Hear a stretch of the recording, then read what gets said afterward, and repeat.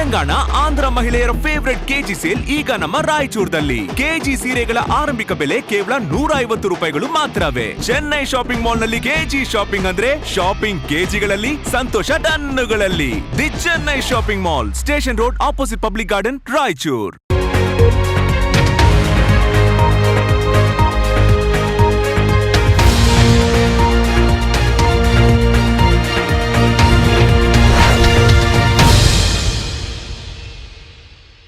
ನಮಸ್ಕಾರ ವೀಕ್ಷಕರೇ, ಕನ್ನಡ ಮಾತೃಭೂಮಿ ವಾರ್ತೆಗಳಿಗೆ ಸ್ವಾಗತ. ನಾನು ಸಂತೋಷಿ ಸರ್ಗೋಳ್ಕರ್. ಮೊದಲಿಗೆ ಹೆಡ್ಲೈನ್ಸ್.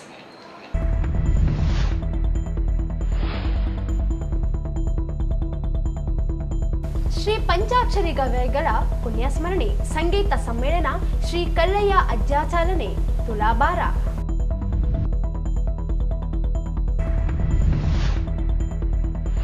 ಡಾಕ್ಟರ್ ಜಯಲಕ್ಷ್ಮಿ ಮಂಗಳಮೂರ್ತಿ ಅವರಿಗೆ ಅಭಿನಂದನಾ ಸಮಾರಂಭ, ಜಯದೀಪ್ತಿ ಅಭಿನಂದನಾ ಗ್ರಂಥ ಲೋಕಾರ್ಪಣೆ. ದಾಸ ಸಾಹಿತ್ಯ ಸಂಶೋಧಕರಲ್ಲಿ ಜಯಲಕ್ಷ್ಮಿ ಶ್ರೇಷ್ಠರು, ಡಾಕ್ಟರ್ ಅರಳುಮಲ್ಲಿಗೆ ಪಾರ್ಥಸಾರಥಿ.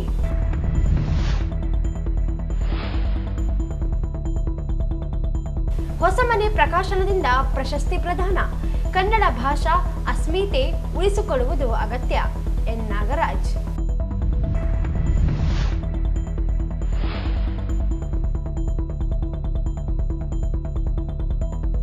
ಮಂತ್ರಾಲಯ ರಾಯರ ದರ್ಶನಕ್ಕೆ ಬಂದಿದ್ದ ಹಾಸನ ಮೂಲದ 3 ಜನ ಯುವಕರು ನೀರುಪಾಲು.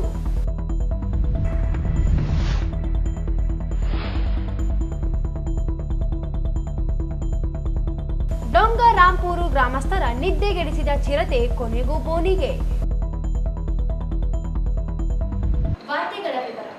ನಗರದ ಗಣದಿನ್ನಿ ಕಲ್ಯಾಣ ಮಂಟಪದಲ್ಲಿ ಪಂಡಿತ್ ಪಂಚಾಕ್ಷರಿ ಗವಾಯಿಗಳ ಸಂಸ್ಥೆ ವತಿಯಿಂದ ಹಮ್ಮಿಕೊಂಡ ಲಿಂಗೈಕ್ಯ ಪಂಡಿತ್ ಪಂಚಾಕ್ಷರಿ ಗವಾಯಿಯವರ ಪುಣ್ಯ ಸ್ಮರಣೆ ಹಾಗೂ 45ನೇ ಸಂಗೀತ ಸಮ್ಮೇಳನವನ್ನು ಗಾನಯೋಗಿ ಪಂಚಾಕ್ಷರಿ ಗವಾಯಿಗಳ ವೀರೇಶ್ವರ ಪುಣ್ಯಾಶ್ರಮದ ಶ್ರೀ ಕಲ್ಲಯ್ಯ ಅಜ್ಜ ಅವರು ಸಂಗೀತ ಸಮ್ಮೇಳನವನ್ನು ಉದ್ಘಾಟಿಸಿದರು. ಸೋಮವಾರಪೇಟೆ ಹಿರೇಮಠದ ರಾಚೋಟಿ ವೀರ ಶಿವಾಚಾರ್ಯ ಮಹಾಸ್ವಾಮಿಗಳು ಮಾತನಾಡಿ, ಪಂಚಾಕ್ಷರಿ ಗವಾಯಿಗಳ ಪುಣ್ಯಸ್ಮರಣೆ ಅಂಗವಾಗಿ ಕಳೆದ 45 ವರ್ಷಗಳಿಂದ ಸಂಗೀತ ಸಮ್ಮೇಳನವನ್ನು ನಡೆಸುತ್ತಿದ್ದು ಸಂಗೀತದ ಬಳಗವನ್ನು ಹೆಚ್ಚಳ ಮಾಡಿದ್ದಾರೆ. ಅಂದು ಪಂಚಾಕ್ಷರಿ ಗವಾಯಿಗಳು ನಡೆಸುತ್ತಿರುವ ವೀರೇಶ್ವರ ಆಶ್ರಯವು ಬರಗಾಲವಿದ್ದ ಸಂದರ್ಭದಲ್ಲಿ ಆಶ್ರಯದ ನಡೆಸಲು ಕಷ್ಟಕರವೆಂದು ಆಶ್ರಯದಲ್ಲಿರುವವರು ಹೇಳಿದರು.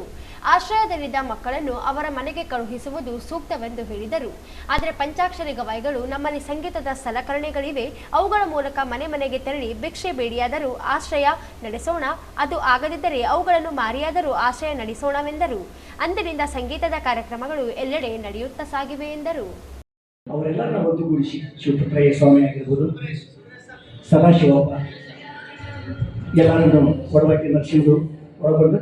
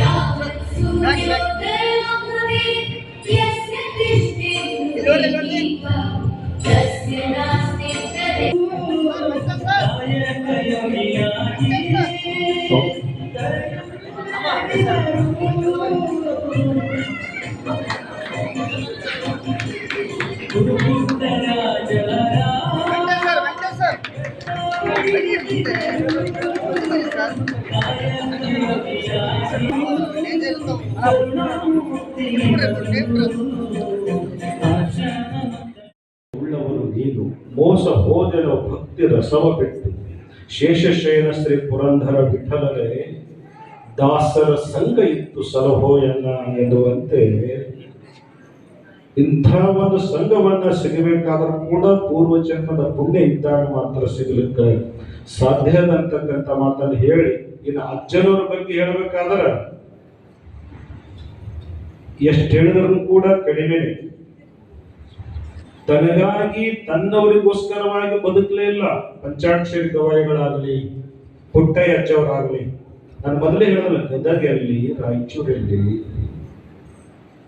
ಸುಮಾರು 45 ವರ್ಷದಿಂದ ಸಂಗೀತ ಸಮ್ಮೇಳನವನ್ನ ನಮ್ಮ ರಾಯಚೂರಿನಲ್ಲಿ ಬಹಳಷ್ಟು ಅದ್ಧೂರಿಯಿಂದ ನಮ್ಮ ರಾಯಚೂರಿನ ಸಂಗೀತ ಪ್ರೇಮಿಗಳೆಲ್ಲರೂ ಕೂಡ ಮಾಡ್ತಕ್ಕಂಥದ್ದನ್ನ ನೋಡಿ ಕೇಳಿ ನಮಗಂತೂ ಬಹಳಷ್ಟು ಸಂತೋಷ ಆಗ್ಯಾವ. ಪಂಚಾಕ್ಷರಿ ಗವಾಯಿಗಳವರು ಅವರ ಜೀವನ ಒಂದು ಅದ್ಭುತ. ಇದೊಂದು ಉದಾಹರಣೆ ಹೇಳಿ ಮುಗಿಸ್ತೀನಿ.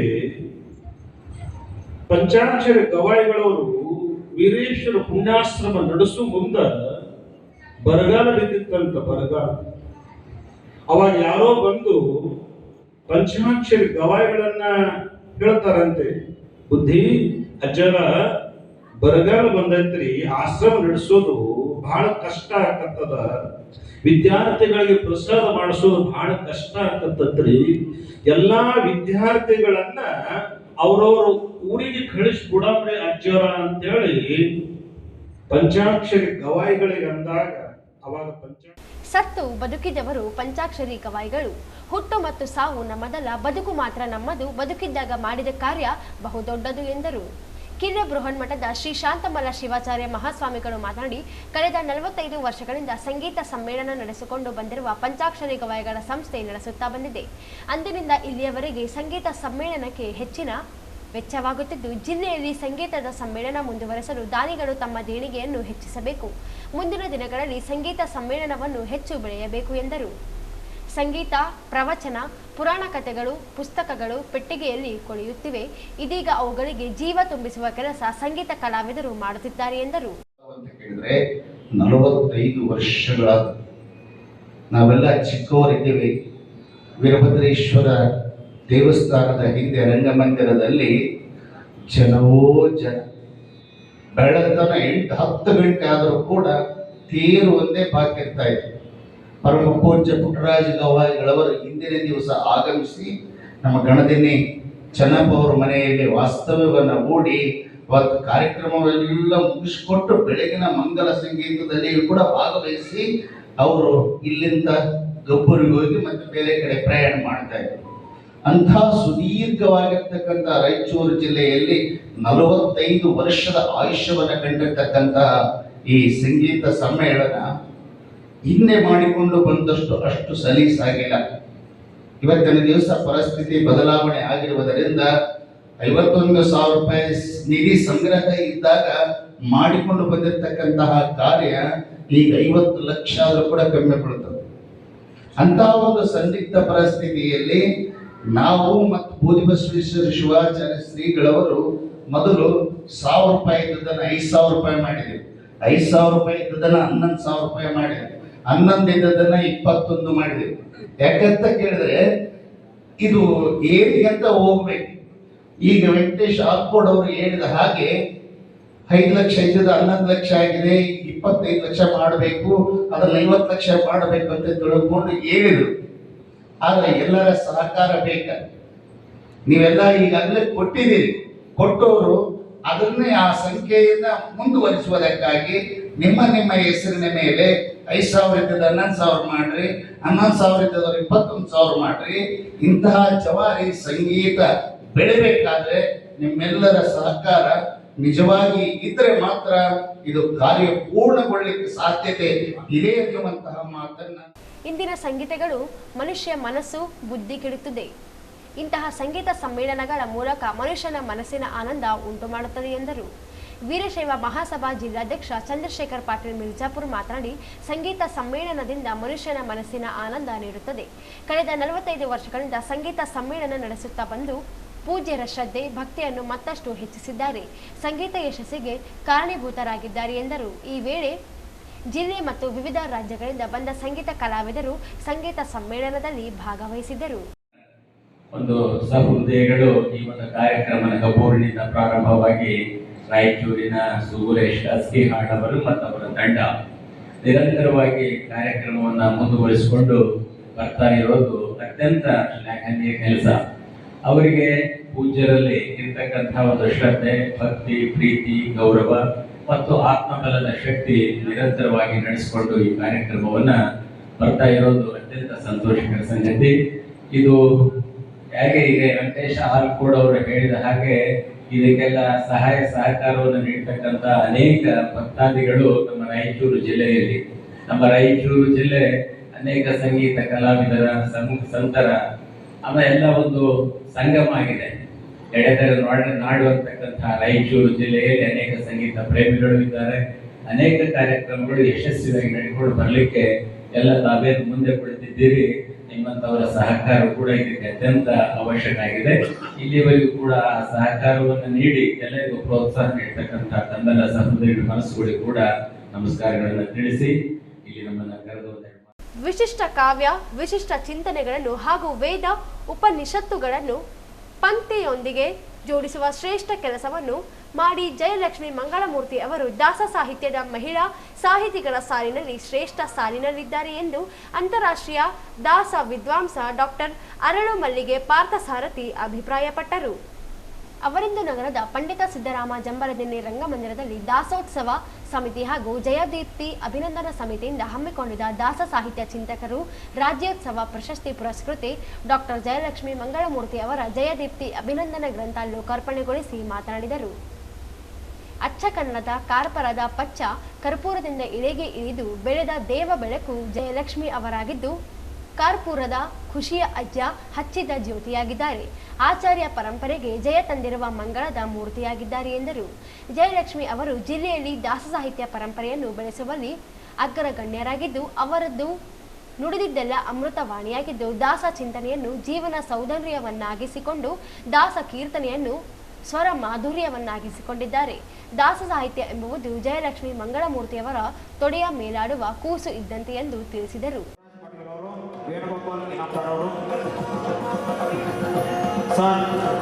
ರಾಘವೇಂದ್ರ ಮಠದ ವಿದ್ಯಾರ್ಥಿಗಳು ಬರಬೇಕು, ಸಂಸ್ಕೃತ ಮಠದ ವಿದ್ಯಾರ್ಥಿಗಳು ಬರಬೇಕು, ಬೇಗನೆ ಬನ್ನಿ.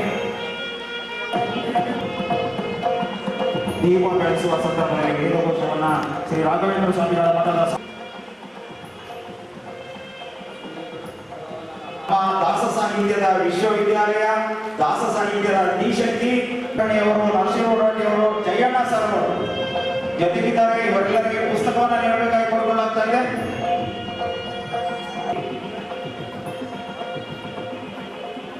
ಅನುಕಲಿಂದ ಹೇಗೆ ಅನುಪಮ ಅಂಜನಿಂದ ಅವರ ದುರ್ಗಪೂರ್ಣ ಉಪನ್ಯಾಸವನ್ನು ಕೇಳುವುದರಿಂದ ತಿಳಿದ ಧನ್ಯತಾ ಭಾವ. ಅವರ ಜೀವನವೇ ರೋಚಕವಾದದ್ದು. ದಾಸ ಸಾಹಿತ್ಯ ಸುತ್ತ ಮನೆ ಮನೆಗಳಿಗೆ ದಾಸರ ಸಂದೇಶ ಸಾರುತ್ತಿರುವ ಇವರ ಸಾಧನೆ ಮತ್ತು ಕಾರ್ಯ ಸ್ಮರಣೀಯ. ಹಾಗಾಗಿ ಅವರಿಗೆ ಸಮರ್ಪಿಸುತ್ತಾ ಸಮಸ್ತ ಅಭಿಮಾನಿ ಬಳಗದ ವತಿಯಿಂದ ಗೌರವಾದರಗಳಿಂದ ನೀಡಲಾದ ಅಭಿನಂದನಾತ್ಮಕ ಶ್ರೀನಿವಾಸ ಹರೇ ಶ್ರೀನಿವಾಸ. ಇದಕ್ಕೂ ಮೊದಲು ನಗರ ಶಾಸಕ ಡಾಕ್ಟರ್ ಶಿವರಾಜ್ ಪಾಟೀಲ್ ಮಾತನಾಡಿ, ಡಾಕ್ಟರ್ ಜಯಲಕ್ಷ್ಮಿ ಮಂಗಳಮೂರ್ತಿ ಅವರಿಗೆ ಅಭಿನಂದನೆ ಸಲ್ಲಿಸಲು ಇಂದು ಗ್ರಂಥವನ್ನು ಹೊರತರಲಾಗಿದ್ದು, ಆದರೆ ವಾಸ್ತವವಾಗಿ ಜಯಲಕ್ಷ್ಮಿ ಅವರೇ ಒಂದು ದೊಡ್ಡ ಗ್ರಂಥವಾಗಿದ್ದು, ಅವರಲ್ಲಿ ದಾಸ ಸಾಹಿತ್ಯದ ಬಗ್ಗೆ ಅಷ್ಟು ದೊಡ್ಡ ಜ್ಞಾನ ಅಡಗಿದೆ. ಜಯಲಕ್ಷ್ಮಿ ಮಂಗಳಮೂರ್ತಿಯವರು ಕೇವಲ ಜಿಲ್ಲೆ ಮತ್ತು ವಿಪ್ರ ಸಮಾಜಕ್ಕೆ ಮಾತ್ರವಲ್ಲ, ಅವರು ಇಡೀ ದೇಶಕ್ಕೆ ಮಾದರಿಯಾಗಿದ್ದು, ಅವರ ಚಿಂತನೆಗಳನ್ನು ಯುವಕರು ಮೈಗೂಡಿಸಿಕೊಳ್ಳಬೇಕಿದೆ ಎಂದರು. ಅತ್ಯಂತ ಚಿಕ್ಕ ವಯಸ್ಸಿನಲ್ಲಿ ಎಲ್ಲವನ್ನ ಓದಿ PhD ಮಾಡಿದಂತ ಕೀರ್ತಿ ಬಹುಶಃ ಆ ಕಾಲದಲ್ಲಿ ಬಹುಶಃ ಯಾರು ಇರ್ಲಿಕ್ಕಿಲ್ಲ ರಾಯಚೂರಿನಲ್ಲಿ, ಅವರೇ ಮೊಟ್ಟ ಮೊದಲಿಗೆ ಅಂತೇಳಿ ನಾನು ಭಾವಿಸ್ತೀನಿ.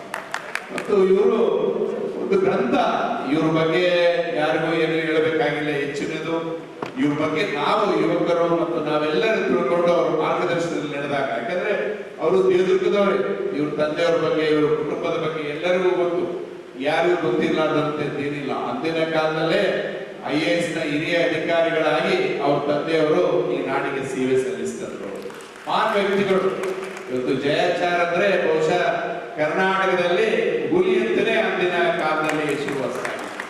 ಅಂತ ಮಹಾನ್ ವ್ಯಕ್ತಿಗಳ ಪುತ್ರಿಯಾಗಿ ಜಯಲಕ್ಷ್ಮಿ ಅಮ್ಮನವರು ಜನಿಸಿದರೆ. ಇವರು ನಮ್ಗೆಲ್ಲರಿಗೂ ಮಾರ್ಗದರ್ಶನ.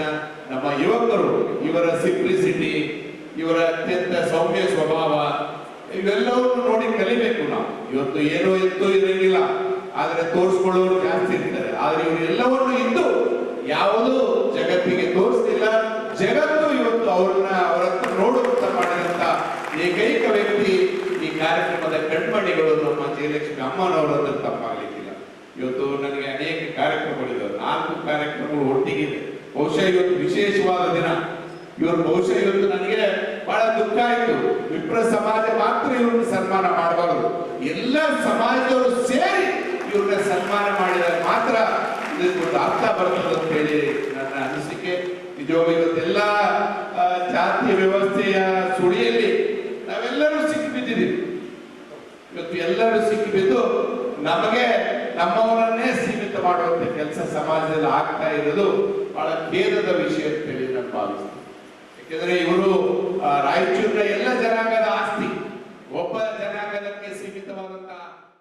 ಸಂಸದ ಜಿ ಕುಮಾರ್ ನಾಯಕ್ ಮಾತನಾಡಿ, ತಮ್ಮ ಇಡೀ ಜೀವನದುದ್ದಕ್ಕೂ ದಾಸ ಸಾಹಿತ್ಯದ ಇಡೀ ಸಾಹಿತ್ಯ ಪರಂಪರೆಯನ್ನು ಶ್ರೀಮಂತಗೊಳಿಸುವ ಜವಾಬ್ದಾರಿಯನ್ನು ಜಯಲಕ್ಷ್ಮಿ ಮಂಗಳಮೂರ್ತಿ ಅವರು ಸಮರ್ಥವಾಗಿ ನಿಭಾಯಿಸಿದ್ದಾರೆ. ಅವರನ್ನು ಸನ್ಮಾನಿಸಿದರೆ ಇಡೀ ಜಿಲ್ಲೆಯನ್ನೇ ಸನ್ಮಾನಿಸಿದಂತಾಗುತ್ತದೆ.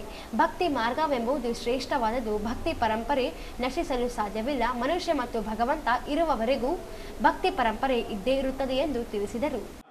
ಅತ್ಯಂತ ಸಮರ್ಥವಾಗಿ ಮುಂದಕ್ಕೆ ತೆಗೆದುಕೊಂಡು ಹೋಗ್ತಾ ಇರುವಂತಹ ಡಾಕ್ಟರ್ ಜಯಲಕ್ಷ್ಮಿ ಮಂಗಳಮೂರ್ತಿ ಇಲ್ಲಿ ತನಕ ಅವರು ಶ್ರಮವಹಿಸಿ ಬಂದಿದ್ದಾರೆ. ಅವರ ಸಾಧನೆಯನ್ನು ಗುರುತಿಸಿ ಅವ್ರನ್ನ ಸನ್ಮಾನಿಸ್ಕೊಳ್ಳೋದು ಅಂತ ಹೇಳಿದ್ರೆ ರಾಯಚೂರು ತನ್ನನ್ನು ತಾನೇ ಸನ್ಮಾನಿಸಿಕೊಡ್ತಿದೆ ಅಂತ ಹೇಳಲಿಕ್ಕೆ ಬಯಸ್ತಾ ಇದ್ದಾರೆ.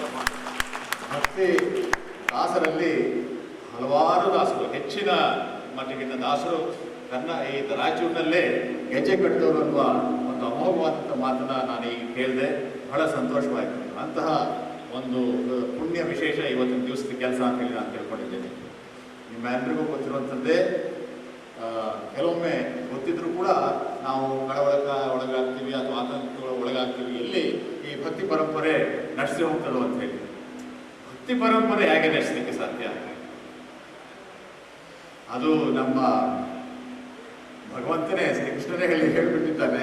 ಅತ್ಯಂತ ಮುಖ್ಯವಾದಂಥ ಮಾರ್ಗಗಳಲ್ಲಿ ಭಕ್ತಿ ಮಾರ್ಗವು ಒಂದು ಅಂತ ಹೇಳಿ. ನೀವು ಜ್ಞಾನ ಮಾರ್ಗ ಆದರೂ ಹೋಗ್ಬೋದು, ಧರ್ಮಯೋಗ ಆದರೂ ಹೋಗ್ಬೋದು, ಅಥವಾ ಈ ರೀತಿ ಭಕ್ತಿ ಮಾರ್ಗವನ್ನು ಕೂಡ ಅನುಸರಿಸಲಿಕ್ಕೆ ಸಾಧ್ಯ ಅನ್ನುವುದನ್ನು ಬಹಳ ಸ್ಪಷ್ಟವಾಗಿ ಹೇಳಿರೋದ್ರಿಂದ ಯಾವ ಕ್ಷಣವರೆಗೂ ಭಗವಂತ ಇರ್ತಾರೋ ಮತ್ತು ಮನುಷ್ಯರಿರ್ತೀವೋ ಖಂಡಿತವಾಗಿ ಈ ಭಕ್ತಿ ಪರಂಪರೆ ಮುಂದುವರ್ಕೊಂಡು ಹೋಗ್ತಾನೇ ಇರ್ತದೆ. ಅದಕ್ಕೆ ಯಾವತ್ತೂ ಒಂದು ಮುಂದೆ ಬರೋದಿಲ್ಲ ಅಂತ ಹೇಳಿ ನಾನು ಭಾವಿಸ್ಕೊಂಡಿದ್ದೇನೆ. ಈ ಭಕ್ತಿ ಮಾರ್ಗ ಭಗವಂತನ ತಲುಪಲಿಕ್ಕೆ ಒಂದು ವಿಶೇಷವಾದಂಥ ಸಾಧನ ಮಾತ್ರ ಅಲ್ಲ, ಅದನ್ನ ಮಾಡ್ತಾ ಮಾಡ್ತಾ ನಮಗೆ ಹಲವಾರು ವಿಷಯಗಳು ಕೂಡ ನಮಗೆ ಗೊತ್ತಾಗುತ್ತೆ ಅಂತ ಹೇಳಿ ನನಗಾದ್ರೂ ಅನ್ನಿಸ್ತಾ ಇದೆ. ಆ ಭಗವಂತನ ಮುಟ್ಲಿಕ್ಕೆ ಹೋಯ್ತು ಅಂತ ಹೇಳಿದ್ರೆ ನಾವಾಗಿ ಹೋಯ್ತೇನೆ. ಕಾಂಗ್ರೆಸ್ ರಾಜ್ಯ ಯುವ ಮುಖಂಡ ರವಿ ಬೋಸರಾಜ್ ಮಾತನಾಡಿ, ಸಾಹಿತ್ಯ ಎಂಬುದು ಸಮಾಜಕ್ಕೆ ಉತ್ತಮ ಮಾರ್ಗವನ್ನು ನೀಡುವಲ್ಲಿ ಪ್ರಮುಖ ಪಾತ್ರವನ್ನು ವಹಿಸುತ್ತದೆ. ಆ ಜ್ಞಾನವನ್ನು ಪಡೆದಿರುವ ಹಾಗೂ ಸಾಹಿತ್ಯವನ್ನು ಜೀವನವನ್ನಾಗಿಸಿಕೊಂಡಿರುವ ಜಯಲಕ್ಷ್ಮಿ ಮಂಗಳಮೂರ್ತಿಯವರು ಮತ್ತು ಇತರೆ ಸಾಹಿತಿಗಳ ಚಿಂತನೆಗಳನ್ನು ಪ್ರತಿಯೊಬ್ಬರು ಜೀವನದಲ್ಲಿ ಅಳವಡಿಸಿಕೊಳ್ಳಬೇಕು ಎಂದು ಹೇಳಿದರು. ಈ ಕಾರ್ಯಕ್ರಮ ಬರಬೇಕಾಗಿತ್ತು. ನಿನ್ನೇನೋ ನಾವೆಲ್ಲರೂ ಇದ್ದಾಗ ಆ ಕಾರ್ಯಕ್ರಮ ಯಾವುದೇ ಕಾರಣಕ್ಕೂ ನಾವು ಮಿಸ್ ಮಾಡಬಾರ್ದು, ಹೋಗ್ಬೇಕಾಗಿತ್ತು ಅಂತ ಬಹಳ ನೋವಿನಿಂದ ಹೇಳಿದರು. ಅವರು ಅನಿವಾರ್ಯ ಕಾರಣಗಳಿಂದ ಇವತ್ತು ಬಾಂಬೆಗೆ ಹೋಗಿದ್ದಾರೆ. ಹಾಗಾಗಿ ಈ ಕಾರ್ಯಕ್ರಮದ ಬರದೇ ಹೋಗಿದ್ದೊಂದು ಕ್ಷಮೆ ನನ್ನ ಹೇಳಿ, ಇಂಥ ಒಂದು ಕಾರ್ಯಕ್ರಮ ನಾನು ಅನ್ಕೊಂಡಂಗೆ ಇವತ್ತು ಇಂಥ ಶ್ರೇಷ್ಠ ದಾಸರ ಒಂದು ಕಾರ್ಯಕ್ರಮದಲ್ಲಿ ನಾವು ರಾಯಚೂರು ನಾಗರಿಕರು ಮತ್ತೆ ಸಾಹಿತಿಗಳು ಮತ್ತೆ ಎಲ್ಲ ಸಮಾಜದವರು ಸೇರಿ ಒಂದು ದೊಡ್ಡದಾಗಿ ಕಾರ್ಯಕ್ರಮ ಮಾಡಬೇಕಾಗಿತ್ತು, ಅವರಿಗೆ ಗೌರವ ಸಲ್ಲಿಸಬೇಕಾಗಿತ್ತು ಅಂತ ನನಗೆ ಎಲ್ಲೊಂದು ಕಡೆ ಅನಿಸ್ತಾ ಇದೆ. ಯಾಕಂತಂದ್ರೆ ಇಂಥ ಒಂದು ವ್ಯಕ್ತಿ ನಮ್ಮ ನಡುವೆ ಜನ್ಮಿಸಿ ಇಂಥ ಉನ್ನತ ಸ್ಥಾನಕ್ಕೆ ಮುಟ್ಟಿ ಇವತ್ತು ನಮ್ಗೆಲ್ಲರಿಗೂ ಎಲ್ಲೋ ಒಂದ್ ಕಡೆ ಪ್ರೇರಣಾ ಕೊಡ್ತಾ ಇದ್ದಾರೆ ಅಂತಂದ್ರೆ ಎಲ್ಲೋ ಒಂದ್ ಕಡೆ ನಾವೆಲ್ಲರೂ ಸೇರಿ ಒಂದು ದೊಡ್ಡ ಕಾರ್ಯಕ್ರಮ ಮಾಡಬೇಕಾಗಿತ್ತು ಅಂತ ನನಗೆ ಎಲ್ಲೋ ಒಂದ್ ಕಡೆ ಅನಿಸ್ತಾ ಇದೆ.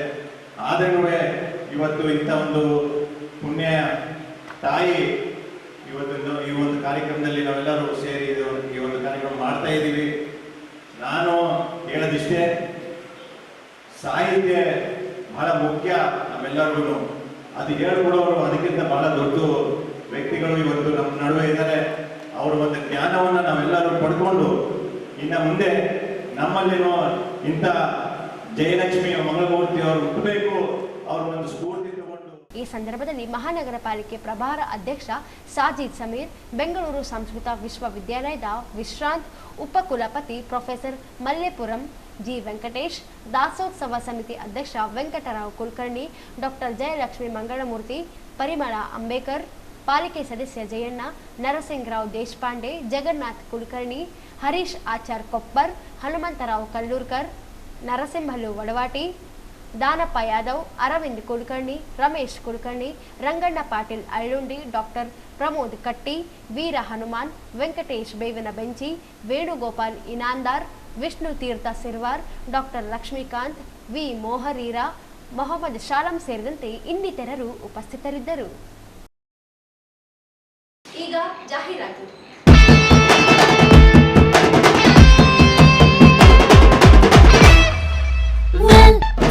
Chennai Shopping Mall ge welcome, Ashada sale ge welcome, come. Chennai Shopping Mall ge welcome, come. Ashada sale ge come. KG Sale Bank in Chennai Shopping Mall, come. Super prices, KG sarees, nama KG sale, nama target, idu trending, saree sale, nama fashion, sadu, Ashada KG sale bantayittu, Chennai Shopping Mall nimagagi tannayittu, nodikko sales ಅಂತ ಮಾಡಿಕೋ. ತೆಲಂಗಾಣ ಆಂಧ್ರ ಮಹಿಳೆಯರ favourite KG sale ಈಗ ನಮ್ಮ ರಾಯಚೂರದಲ್ಲಿ. KG ಸೀರೆಗಳ ಆರಂಭಿಕ ಬೆಲೆ ಕೇವಲ 150 ರೂಪಾಯಿಗಳು ಮಾತ್ರವೇ. ಚೆನ್ನೈ ಶಾಪಿಂಗ್ ಮಾಲ್ ನಲ್ಲಿ ಕೆಜಿ ಶಾಪಿಂಗ್ ಅಂದ್ರೆ ಶಾಪಿಂಗ್ ಕೆಜಿಗಳಲ್ಲಿ, ಸಂತೋಷ ಟನ್ನುಗಳಲ್ಲಿ. The Chennai shopping mall, station road, opposite public garden, Raichur. ಪ್ರಸ್ತುತ ದಿನಮಾನಗಳಲ್ಲಿ ಸಾಮಾಜಿಕ ಜಾಲತಾಣದ ವಿಪರೀತ ಬಳಕೆಯಿಂದಾಗಿ ಕನ್ನಡ ಭಾಷೆಯ ಓದುಗರು, ಬರಹಗಾರರು, ಸಾಹಿತಿಗಳು, ಸಾಹಿತ್ಯಾಸಕ್ತರು ತೀರಾ ಕಡಿಮೆಯಾಗಿದ್ದು, ಪ್ರತಿಯೊಬ್ಬರು ಕನ್ನಡ ಭಾಷೆಯ ಅಸ್ಮಿತೆಯನ್ನು ಗಟ್ಟಿಗೊಳಿಸಲು ಮುಂದಾಗಬೇಕು ಎಂದು ಈಶಾನ್ಯ ಟೈಮ್ಸ್ ಕನ್ನಡ ದಿನಪತ್ರಿಕೆ ಸಂಪಾದಕ ಎನ್ ನಾಗರಾಜ್ ಹೇಳಿದರು. ಅವರಿಂದು ನಗರದ ಕನ್ನಡ ಭವನದಲ್ಲಿ ಹೊಸಮನೆ ಪ್ರಕಾಶನ ವತಿಯಿಂದ ಹಮ್ಮಿಕೊಂಡಿದ್ದ ಹೊಸಮನೆ ಮಹಿಳಾ ಕಾವ್ಯ ಪ್ರಶಸ್ತಿ ಹಾಗೂ ಹೊಸಮನೆ ರಂಗ ಪ್ರಶಸ್ತಿ ಪ್ರದಾನ ಸಮಾರಂಭವನ್ನು ಉದ್ಘಾಟಿಸಿ ಮಾತನಾಡಿದರು. ಸಾಧಕರಿಗೆ ಪ್ರಶಸ್ತಿ ನೀಡುವುದರಿಂದ ಅವರ ಜವಾಬ್ದಾರಿ ಹೆಚ್ಚಾಗುತ್ತದೆ. ಅದರಂತೆ ಕನ್ನಡ ಸಾಹಿತಿಗಳು ಹಾಗೂ ಕಲಾವಿದರಿಗೆ ಪ್ರಶಸ್ತಿಯನ್ನು ನೀಡುವುದರಿಂದ ಕನ್ನಡವನ್ನು ಉಳಿಸುವ ಜವಾಬ್ದಾರಿ ಹೆಚ್ಚಾಗುತ್ತದೆ. ಪ್ರಸ್ತುತ ದಿನಗಳಲ್ಲಿ ಕರ್ನಾಟಕ ರಾಜ್ಯದಲ್ಲಿಯೇ ಕನ್ನಡವನ್ನು ಉಳಿಸಲು ಹೋರಾಟಗಳು ಮಾಡುವ ಪರಿಸ್ಥಿತಿ ನಿರ್ಮಾಣವಾಗಿರುವುದು ದುರಂತದ ಸಂಗತಿಯಾಗಿದೆ ಎಂದರು. ಕನ್ನಡವನ್ನು ಉಳಿಸಲು ಕನ್ನಡ ಭಾಷೆಯನ್ನು ಪ್ರತಿಯೊಬ್ಬರೂ ಪ್ರೀತಿಸಬೇಕು, ಜೊತೆಗೆ ಕನ್ನಡದ ಆತ್ಮೀಯತೆಯನ್ನು ಗಟ್ಟಿಗೊಳಿಸಲು ಮುಂದಾಗಬೇಕು ಎಂದು ಹೇಳಿದರು. ಅಧ್ಯಕ್ಷರೇ, ಸರ್ ಇಲ್ಲಿ ನೋಡಿ, ಸರ್ ಇಲ್ಲಿ ನೋಡಿ.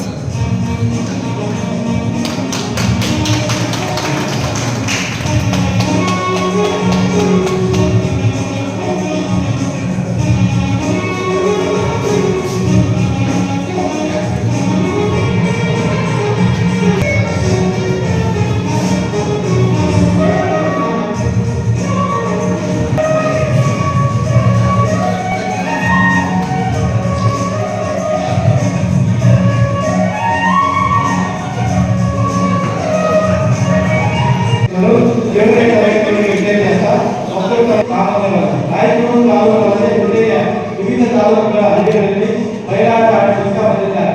ಇವಾಗ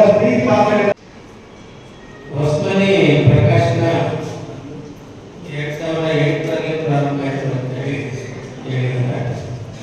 ಬಶೀರ್ ಅಹಮದ್ ಹೊಸಮನಿಯವರು ನನಗೆ ಗೊತ್ತಿದ್ದಂಗೆ ಒಂದು 25 ವರ್ಷಗಳ ಹಿಂದೆನೇ ಅವರು ಸಾರ್ವತ್ರಿಕ ಸಮಿತಿಯನ್ನು ಪ್ರಾರಂಭ ಮಾಡಿದ್ರು. ಅವಾಗಿನ್ನೂ ಕನ್ನಡ ಸಂಘಟನೆಯನ್ನು ಅಷ್ಟೊಂದು ಚಾಲ್ತಿಯಲ್ಲಿ ಇರಲಿಲ್ಲ. ಅವರು ಕನ್ನಡ ಸಂಘಟನೆಯನ್ನು ಕಟ್ಟಿದ್ದಾರೆ. ಅದು ಅಡ್ಮಿರಾಯಲ್ಲಿ ಬಹಳ ಚೆನ್ನಾಗಿ ಗೊತ್ತಿದ್ರು. ಹಾಗಾಗಿ ಇವರು ಡೆಕ್ಕನಗರದ RTPS ನಲ್ಲಿ ನೌಕರಾಗಿ ಇಟ್ಟುಕೊಂಡೇ ಒಂದು ಕನ್ನಡ ಸಂಘಟನೆಯನ್ನು ಕಟ್ಟಿ ತದನಂತರದಲ್ಲಿ ಹೊಸಮನೆ ಪ್ರಕಾಶನ ಅಂತ ಒಂದು ಪ್ರಕಾಶನ ಸಂಸ್ಥೆಯನ್ನು ಕೂಡ ಹುಟ್ಟಾಕಿ ಅದರ ಮೂಲಕ ಪ್ರಶಸ್ತಿಗಳನ್ನ ಕೊಡ್ತಾ ಇರುವಂಥದ್ದು ತುಂಬಾ ಶ್ಲಾಘನೀಯವಾದಂತಹ ಕಾರ್ಯ ಅಂತ ಹೇಳಿ ನಾನು ಭಾವಿಸ್ಕೊಂಡಿದ್ದೀನಿ. ಪ್ರಶಸ್ತಿಗಳನ್ನ ನಾವು ಕೊಡೋದ್ರಿಂದ ಪ್ರಶಸ್ತಿ ಪುರಸ್ಕೃತರ ಜವಾಬ್ದಾರಿ ಕೂಡ ಇನ್ನೂ ಹೆಚ್ಚಾಗ್ತದೆ ಅಂತ ಹೇಳಿ ನಾನು ಯಾಕಂತ ಹೇಳಿದ್ರೆ ಕನ್ನಡದ ಅಸ್ಮಿತೆಯನ್ನು ಉಳಿಸಬೇಕು ಅಂತ ಹೇಳಿದ್ರೆ ಈ ಪ್ರಶಸ್ತಿಗಳು ಅವರ ಕನ್ನಡದ ಜವಾಬ್ದಾರಿ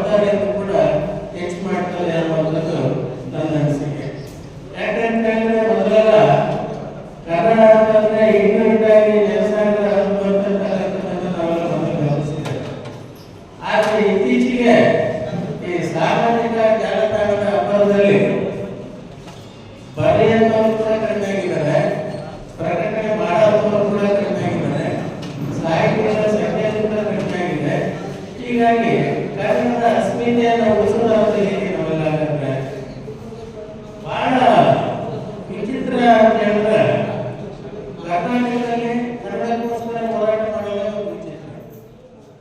ಯಾಕಂದ್ರೆ ಇದೇ ವೇಳೆ ಸಿಐಟಿಯು ಜಿಲ್ಲಾ ಪ್ರಧಾನ ಕಾರ್ಯದರ್ಶಿ ಡಿಎಸ್ ಶರಣಬಸವ ಮಾತನಾಡಿ ಪ್ರಶಸ್ತಿ ಪ್ರದಾನ ಸಮಾರಂಭ ಹಾಗೂ ಸಾಧಕರಿಗೆ ಸನ್ಮಾನಿಸುತ್ತಿರುವುದು ಅವರಿಗೆ ಜೀವ ತುಂಬುವ ಕೆಲಸವಾಗಿದೆ. ಹೊಸಮನೆ ಪ್ರಕಾಶನದ ಈ ಕಾರ್ಯ ಶ್ಲಾಘನೀಯವಾದದ್ದು. ಮುಂದಿನ ದಿನಗಳಲ್ಲಿ ಇನ್ನೂ ಹೆಚ್ಚು ಸಮಾಜಮುಖಿ ಕಾರ್ಯಗಳನ್ನು ಮಾಡಲಿ ಎಂದು ಹರಿಸಿದರು.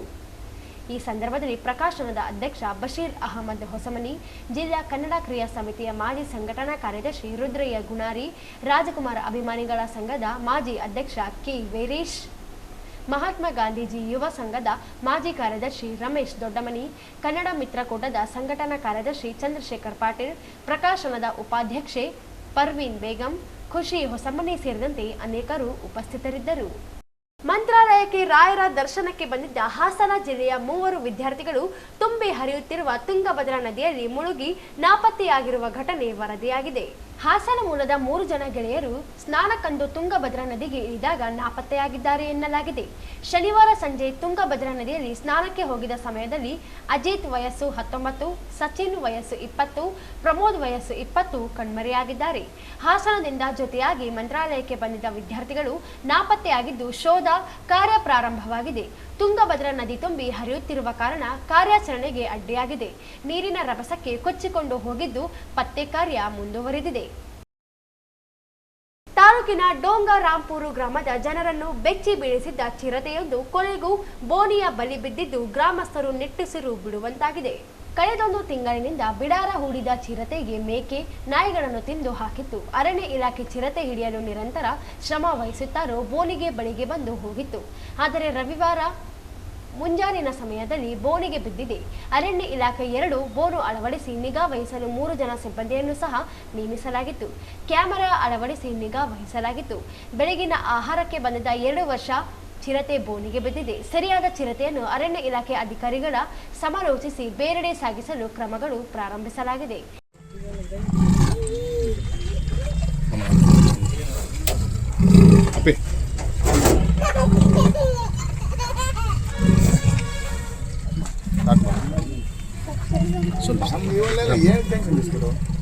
అంత మనం తలుపులో లేవుకుండా మా ఊరు గట్టిగా తుమ్మల మామే తెచ్చి హిణమని మీరు ఎంత పబ్లిక్ చేయండి మరి ఇక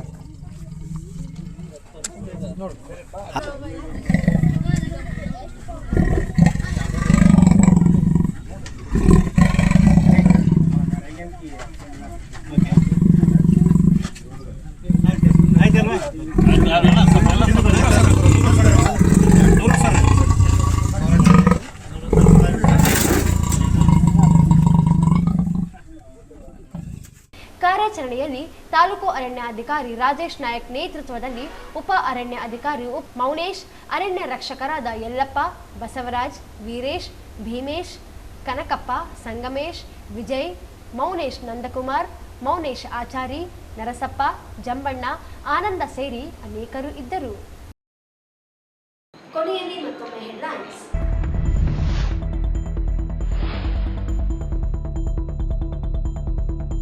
ಶ್ರೀ ಪಂಚಾಕ್ಷರಿ ಗವಾಯಿಗಳ ಪುಣ್ಯಸ್ಮರಣೆ, ಸಂಗೀತ ಸಮ್ಮೇಳನ, ಶ್ರೀ ಕಲ್ಲಯ್ಯ ಅಜ್ಜಾಚಾಲನೆ, ತುಲಾಭಾರ.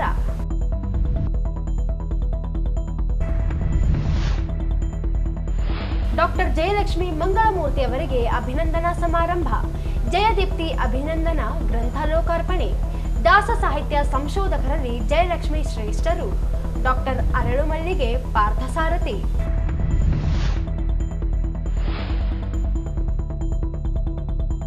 ಹೊಸಮನೆ ಪ್ರಕಾಶನದಿಂದ ಪ್ರಶಸ್ತಿ ಪ್ರದಾನ, ಕನ್ನಡ ಭಾಷಾ ಅಸ್ಮಿತೆ ಉಳಿಸಿಕೊಳ್ಳುವುದು ಅಗತ್ಯ, ಎನ್ ನಾಗರಾಜ್.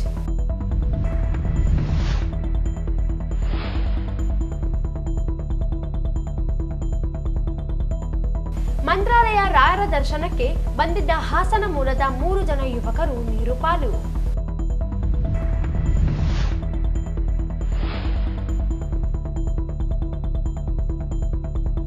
ಡೊಂಗರಾಂಪುರ ಗ್ರಾಮಸ್ಥರ ನಿದ್ದೆಗೆಡಿಸಿದ ಚಿರತೆ ಕೊನೆಗೂ ಬೋನಿಗೆ. ಇಲ್ಲಿಗೆ ವಾರ್ತೆಗಳ ಪ್ರಸಾರ ಮುಕ್ತಾಯವಾಯಿತು. ಮುಂದಿನ ವಾರ್ತೆಗಳೊಂದಿಗೆ ಮತ್ತೆ ಭೇಟಿಯಾಗೋಣ. ವಂದನೆಗಳು.